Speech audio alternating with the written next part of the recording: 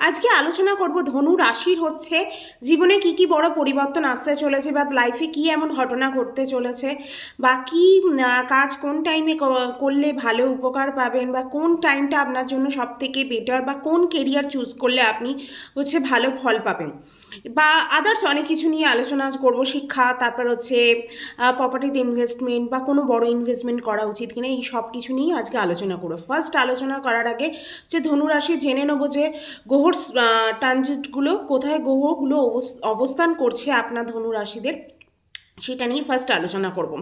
শনিদেব হচ্ছে থার্ড হাউসে আছে, বৃহস্পতি দেব হচ্ছে পঞ্চম ভাবে আছে, কিন্তু মে মাস থেকে হচ্ছে আপনার সিক্স হাউসে চলে যাবে। রাহু ফোর্থ হাউসে আছে, 10 হাউসে আছে কেতদেব, আর ফার্স্ট হাউসে আছে মঙ্গল সূর্য, 12 হাউসে আছে শুক্র। এবছর হচ্ছে আপনার জুলাই মাসের পর থেকে হচ্ছে শনিদেব মার্গী হয়ে যাবে, কিন্তু ধনু রাশির কোনো রকম সাড়ে সাথী নেই, তাই কোনো টেনশন নেই। সাড়ে সাথী শেষ হয়ে গেছে, ঢাইয়ার কোনো ব্যাপার নেই। আর একমাত্র বৃহস্পতি হচ্ছে ট্রানজিট করবে, মানে ঘর চেঞ্জ করবে মে মাস থেকে, তখন পঞ্চম ঘর থেকে সেই সিক্স হাউসে যাবে। ফার্স্টই হচ্ছে মঙ্গল হচ্ছে আপনার পঞ্চম ঘরের হচ্ছে অধিপতি, সে ফার্স্ট হাউসে থাকবে 5ই ফেব্রুয়ারি অবধি।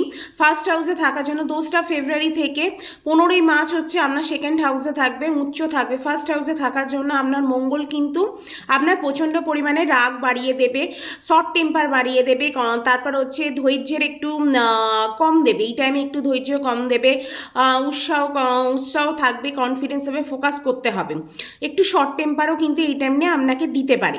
কিন্তু সেকেন্ড ফেব্রুয়ারির পর থেকে হচ্ছে বিদ্যার্থীদের জন্য খুবই ভালো, যারা প্র্যাকটিক্যাল ফিল্ডে কাজ করেন তাদের জন্য খুব ভালো, ইঞ্জিনিয়ারিং বা সফটওয়্যার লাইনে যারা আছেন তাদের জন্য খুব ভালো।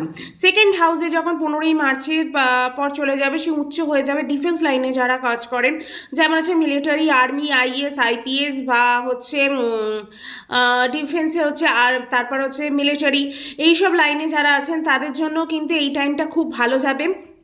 এই টাইমে কোনো সেবা বা প্রপার্টি সেবামূলক কাজও করতে পারেন বা প্রপার্টিও কিনতে পারেন। কনসালটেশন লাইনে যারা আছেন তারা হচ্ছে তাদের জন্য কিন্তু এই টাইমটা খুব ভালো। 15ই মার্চ থেকে 15ই এপ্রিল হচ্ছে আপনার থার্ড হাউসে চলে যাবে, তাই হচ্ছে এই টাইমে আপনার একটু কাজ বেশি হয়ে যাবে। টার্গেটে যারা ফিল্ডে কাজ করেন তাদের জন্য টার্গেটটাও কিন্তু এই টাইমে বেড়ে যেতে পারে। তারপর হচ্ছে সূর্য স্থিতি কিন্তু আপনার খুব ভালো থাকবে, 1 2 3 4 হাউসে যখন থাকবে বা 5 হাউসে থাকবে, যখন পঞ্চম হাউসে আসবে তখন হচ্ছে সূর্য উচ্চ হয়ে যাবে 15ই এপ্রিল থেকে 15ই মে অবধি। এই টাইমটা কিন্তু আপনাকে খুব ভালো ফল দেবে, কেরিয়ার বিদ্যার্থী খুব ভালো। তারপর এই টাইমই আপনি হচ্ছে খুব অ্যাচিভ করবেন, বড় কোনো ডিসিশান নিতে পারেন।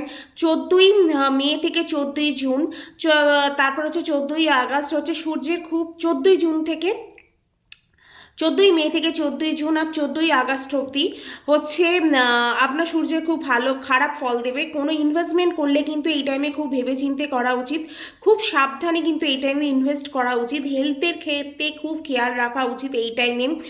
14ই আগস্ট থেকে 14ই সেপ্টেম্বর সিংহ রাশিতে হচ্ছে ভাগ্যস্থানে আপনার আসবে। সিংহ রাশি হচ্ছে সূর্যের নিজস্ব ঘর, তাই হচ্ছে এই টাইমটা আপনার খুব ভালো ফল দেবে। কোনো ভালো মাঙ্গলিক কাজ হতে পারে বা কোনো ইম্পর্টেন্ট কোনো কাজ হতে পারে। শনিদেব আপনার থার্ড হাউসে থাকবে, 2024 খুব ভালো ফল দেবে। টেনশন থাকলেও সেই টেনশনটাও আপনাকে কাটিয়ে দেবে, কেননা আপনার এতদিন হচ্ছে সাড়ে সাথী চলছিল, তাই শনিদেব এবার কিন্তু আপনার যা করবে ভালোই করবে। তাই ফ্যামিলি প্রবলেমে যদি কোনো থাকে সেটা কাটিয়ে দেবে, ফ্যামিলি কোনো যাই কিছু থার্ড হাউসে কিন্তু ভালো ফল দেয়। যেমন তো আপনার ঋণ যদি কোনো হয়ে থাকে বা কোনো কোর্ট কেস হয়ে থাকে, সেগুলোও কিন্তু এই টাইমে আপনাকে কিন্তু খুব ভালো ফল দেবে বা টাইমে কাটিয়ে দেবে, জুলাইয়ের মার্গী হবার বকরি হবার আগেই। তারপর হচ্ছে ফ্যামিলি একটু খেয়াল রাখতে হবে। তারপর আপনার একটু ফ্যামিলির লোকের সাথে বকরি হয়ে যাবার পর ফ্যামিলির লোকের সাথে একটুখানি ফ্যামিলির লোকেদের একটু খেয়াল রাখতে হবে। তারপর একটু আর্গুমেন্ট হতে পারে, তারপর আপনাকে কিন্তু ভালো রাস্তাতেই নিয়ে যাবে। তারপর ম্যাচুরিটি আপনার মধ্যে বাড়িয়ে দেবেন, দেখবেন আপনার নিজের মধ্যে একটা ম্যাচুরিটি ডেভেলপ করছে, যার জন্য আর ফ্যামিলির মধ্যে দেখবেন যে আর্গুমেন্টগুলো হচ্ছিল সেগুলো আস্তে আস্তে করে এবার কেটে যাবে।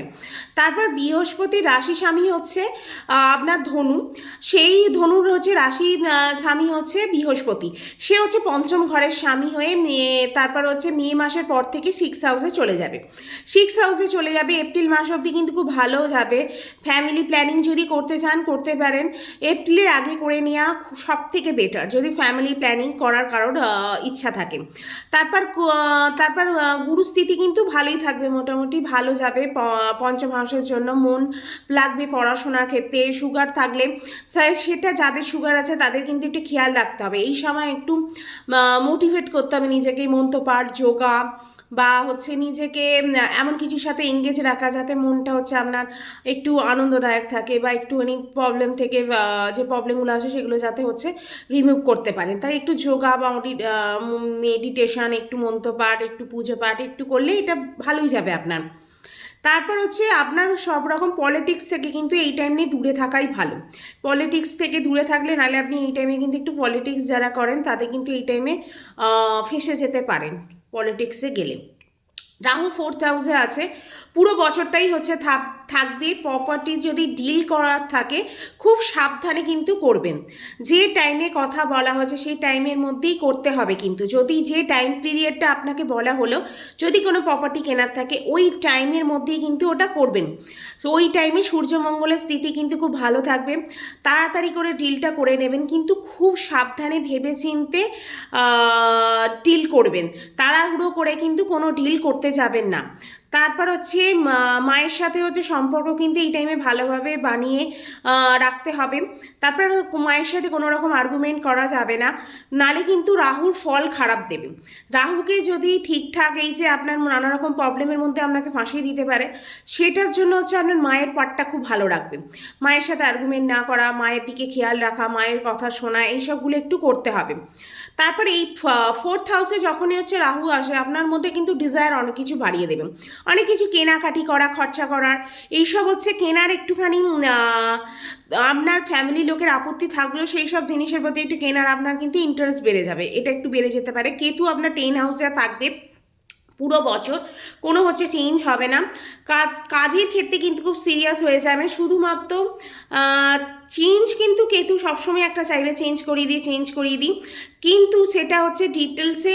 আবার কেতু কিন্তু আপনাকে পরিবর্তনও করতে চাইবে, কিন্তু কাজের ক্ষেত্রে খুব ডিটেলে মানে ডিপ স্টাডি বা ডিপভাবে হচ্ছে কাজ করতে উৎসাহিত করবে। যদি আপনি কাজ মনে করেন যে কাজটা করতে চাইছেন, সেই কাজটা কিন্তু আপনাকে খুব ভালোভাবে কিন্তু সিরিয়াসভাবে খুব ডিপলি আপনাকে সেটা শেখাবে, তারপর হচ্ছে ওটা করার জন্য উৎসাহিত করবে। কিন্তু আপনার যদি মনোভাব থাকে যে আমি চেঞ্জ করব, তাহলে কিন্তু কেতু তখন আপনাকে কোনো রকমভাবে কাজটা শেখাবেও না, আর ডিপ স্টাডি করতেও সাহায্য কিন্তু করবে না। কিন্তু আপনাকে একটা সবসময় আনস্যাটিসফ্যাকশান দেবে, কিন্তু যাই হোক সেই আনস্যাটিসফ্যাকশান দিলেও আপনার কিন্তু সেই কাজটা ভালোই হবে। আপনি যেই কাজটা করবেন না কেন তার মধ্যে একটা আনস্যাটিসফ্যাকশান থাকবেই, কিন্তু যতই স্যাটিসফাই হোক না কেন পরবর্তীকালে গিয়ে কিন্তু আপনি সেটাকে স্যাটিসফাই হবেন। তারপর উপায় কি করবেন, মোটামুটি যে মাসগুলো খারাপ আছে বা প্রবলেম হবে সেই উপায় করার জন্য আপনি হচ্ছে সূর্যকে জল দিতে পারেন, তারপর হনুমান চালিসা পাঠ করতে পারেন, তারপর হচ্ছে বৃহস্পতি দেবের একটু পুজোও করতে পারেন। এই উপায়গুলো করলে হচ্ছে আপনার দেখবেন প্রবলেমগুলো সলভ হয়ে যাবে। ভিডিওগুলো ভালো লাগলে অবশ্যই কিন্তু লাইক, শেয়ার অ্যান্ড সাবস্ক্রাইব করতে